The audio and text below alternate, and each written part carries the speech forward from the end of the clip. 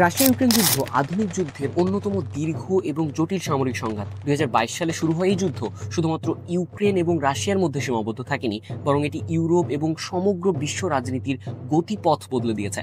যুদ্ধের মূল কারণগুলো ছিল জটিল এবং বহু স্তরীয়। একদিকে রাশিয়া চেয়েছিল ইউক্রেনের পূর্বাঞ্চল এবং ক্রিমিয়া অঞ্চলে তাদের প্রভাব বজায় রাখতে, অন্যদিকে ইউক্রেন চেয়েছিল ন্যাটো এবং ইউরোপীয় ইউনিয়নের সাথে আরও ঘনিষ্ঠ সম্পর্ক স্থাপন করতে। এই দ্বন্দ্ব কেবলমাত্র ভূরাজনৈতিক প্রভাব বিস্তার এবং সামরিক অভিযানের মধ্যেই সীমাবদ্ধ থাকেনি, বরং এটি মানবিক সংকটও সৃষ্টি করেছে। লক্ষ লক্ষ মানুষকে উদ্বাস্তু করেছে এবং অসংখ্য নিরীহ মানুষের প্রাণ কেড়ে নিয়েছে। সম্প্রতি মার্কিন প্রেসিডেন্ট ডোনাল্ড ট্রাম্প এবং ইউক্রেনের প্রেসিডেন্ট ভলোদিমির জেলেনস্কির মধ্যে একটি ঐতিহাসিক বৈঠক অনুষ্ঠিত হয়, যা যুদ্ধের গতিপথে একটি নতুন মোড় নিয়ে আসে। বৈঠকটি আন্তর্জাতিক সংবাদ মাধ্যমে ব্যাপক আলোড়ন তোলে, কারণ এটি ছিল এক অভূতপূর্ব ঘটনা যেখানে প্রকাশ্যেই মিত্র দুই দেশের নেতাদের মধ্যে তীব্র মতবিরোধ দেখা যায়। ইউক্রেন আশা করেছিল যুক্তরাষ্ট্র তাদের সামরিক এবং আর্থিক সহায়তা নিশ্চিত করবে, কিন্তু ট্রাম্পের বক্তব্য ইউক্রেনের প্রত্যাশার সাথে পুরোপুরি সাংঘর্ষিক ছিল।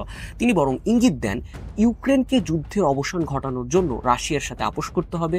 এই বৈঠকের পর আন্তর্জাতিক বিশ্লেষকরা ইউক্রেনের ভবিষ্যৎ নিয়ে চারটি সম্ভাব্য দৃষ্টিকোণ তুলে ধরেছেন। প্রথমত, যদি ইউক্রেন যুক্তরাষ্ট্রের শর্ত মেনে চলে, তাহলে জেলেনস্কিকে রাশিয়ার দখলকৃত অঞ্চলগুলো মেনে নিতে হবে এবং ন্যাটোতে যোগদানের আশা পরিত্যাগ করতে হবে।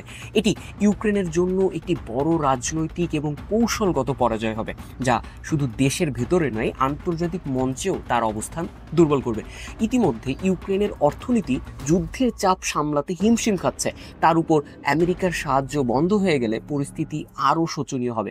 দ্বিতীয়ত, দৃশ্যপটটা হবে এমন যে ইউরোপ নিজেই একটি শান্তি পরিকল্পনা নিয়ে এগিয়ে আসতে পারে। ইউরোপীয় নেতারা ইতিমধ্যেই বুঝতে পেরেছেন যে যুক্তরাষ্ট্র যদি পুরোপুরি পিছু হটে, তাহলে ইউক্রেনের নিরাপত্তা রক্ষার দায়িত্ব তাদেরই নিতে হবে। ব্রিটিশ প্রধানমন্ত্রী কেইর স্টারমার এবং ফরাসি প্রেসিডেন্ট ইমানুয়েল ম্যাক্রো একত্রে একটি শান্তি পরিকল্পনা প্রস্তাব করেছেন, যেখানে ইউরোপীয় শান্তিরক্ষীরা যুদ্ধবিরতি পর্যবেক্ষণ করবে।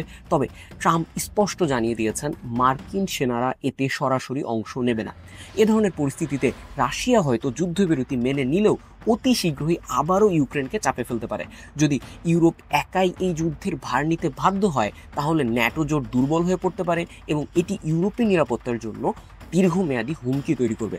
তৃতীয়ত সম্ভাবনায় যেটি উঠে আসে তা হলো ইউক্রেনের অভ্যন্তরীণ সংকট এবং রাজনৈতিক পরিবর্তনের কথা। যদি জেলেনস্কি যুক্তরাষ্ট্র এবং ইউরোপ উভয়ের সমর্থন হারান, তাহলে তার নিজের দেশে তার অবস্থান দুর্বল হয়ে যাবে। দেশের ভেতরে অসন্তোষ বাড়তে পারে, বিশেষ করে যদি রাশিয়ার সামরিক চাপ বাড়াতে থাকে।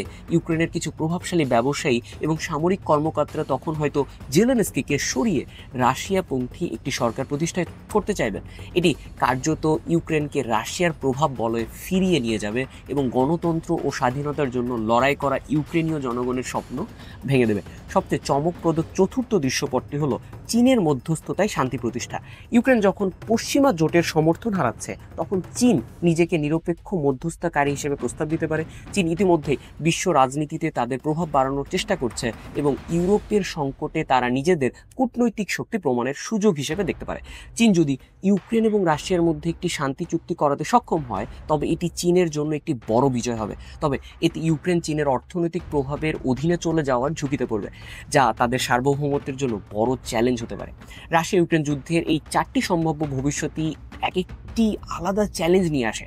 যে কোনো একটিতে বাস্তবায়ন হলে কেবল ইউক্রেন নয়, বরং ইউরোপ এবং বৈশ্বিক নিরাপত্তা ব্যবস্থা নতুন করে সাজাতে হতে পারে। যদি যুক্তরাষ্ট্র এবং ইউরোপ একসাথে কাজ না করে, তাহলে রাশিয়া এবং চীনের প্রভাব বিশ্ব রাজনীতিতে বাড়বে, যা পশ্চিমা জগৎ এবং বিশেষ করে ন্যাটো জোটের জন্য দীর্ঘমেয়াদী সমস্যার কারণ হবে। এই যুদ্ধ কেবলমাত্র সামরিক সংঘাত নয়, বরং এটি একটি বৃহত্তর ভূ রাজনৈতিক খেলার অংশ। শক্তিশালী দেশগুলো তাদের স্বার্থ রক্ষা করতে গিয়ে ছোট দেশগুলোর স্বাধীনতা এবং সার্বভৌমত্বকে ঝুঁকিতে ফেলে দিতে পারে। ইউক্রেনের বর্তমান অবস্থা বিশ্বকে একটি গুরুত্বপূর্ণ শিক্ষা দেয়।